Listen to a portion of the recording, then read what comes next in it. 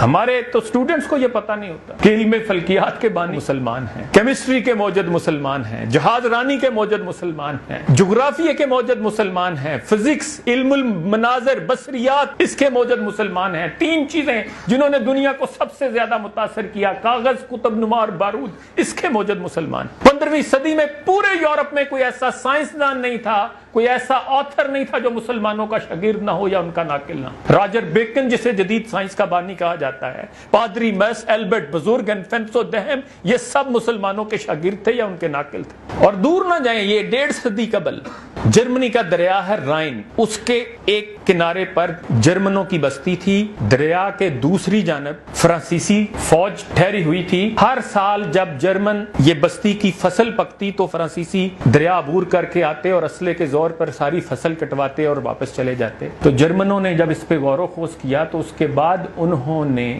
سلطنت عثمانیہ کے خلیفہ کو خط لکھا کہ آپ سلطان ہیں، آپ ساری دنیا میں عدل کرتے ہیں، اپنا لشکر بھیجیے تاکہ ہمیں اس فرانسیسیوں کے اس ظلم سے نجات ملے۔ اور سلطان نے اس پہ غور و خوض کیا اور اس کے بعد ایک بورے میں کچھ وردیاں بھر کے عثمانی فوج کی ان کو بھیجیں اور ساتھ خط لکھا، اور اس خط میں لکھا تھا کہ فرانسیسی بزدل ہیں، ان کے لیے سلطنت عثمانیہ کے ینیچری، یہ ان کے دستے کا فوج کا نام تھا، ان کے لیے ینیچری دستہ بھیجنے کی ضرورت نہیں ہے، ہماری وردیاں ہی ان کے لیے کافی ہیں، اپنے کسانوں کو یہ وردیاں پہنا دیں۔ انہوں نے وہ وردیاں پہنا دیں تو فرانسیسی فوج بھاگ گئی، اور اس کے بعد انہوں نے اپنے قصبے کی سب سے بلند عمارت پر عثمانی فوج کا جھنڈا آویزاں کیا، اور ہر سال اس واقعے کی یاد میں وہ میلہ منعقد کرتے رہے۔ ہلاکو خان محمود غزنوی کی قبر پر آتا ہے اور لات مار کر کہتا ہے کہ سر از قبر بر کن تماشا ببیں،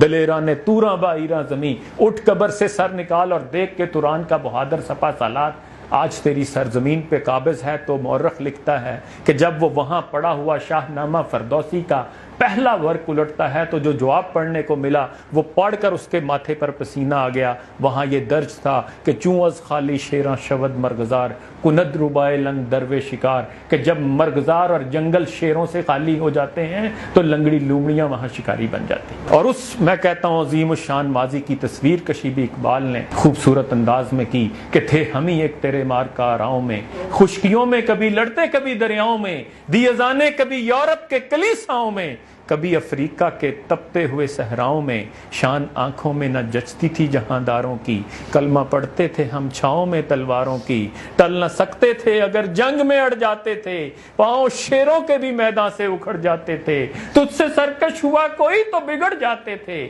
دیکھ کیا چیز ہے ہم توپ سے لڑ جاتے تھے، نقش توحید کا ہر دل پہ بٹھایا ہم نے، زیر خنجر بھی یہ پیغام سنایا ہم نے، اور دشت و دشت دریا بھی نہ چھوڑے ہم نے، بحر ظلمات میں دوڑا دیے گھوڑے ہم۔ یہ ہمارا ماضی تھا، اور پھر اقبال ہمیں شرم دلاتے ہیں کہ تھے تو آباب وہ تمہارے ہی، مگر تم کیا ہو ہاتھ پر ہاتھ دھرے منتظر فردا، تجھے آبا سے اپنے کوئی نسبت ہو نہیں سکتی، کہ تو گفتار وہ کردار، تو ثابت وہ سیارہ، گوا دی ہم نے جو اسلاف سے میراث پائی تھی، سریا سے زمیں پر آسمان نے ہم کو دے ماری۔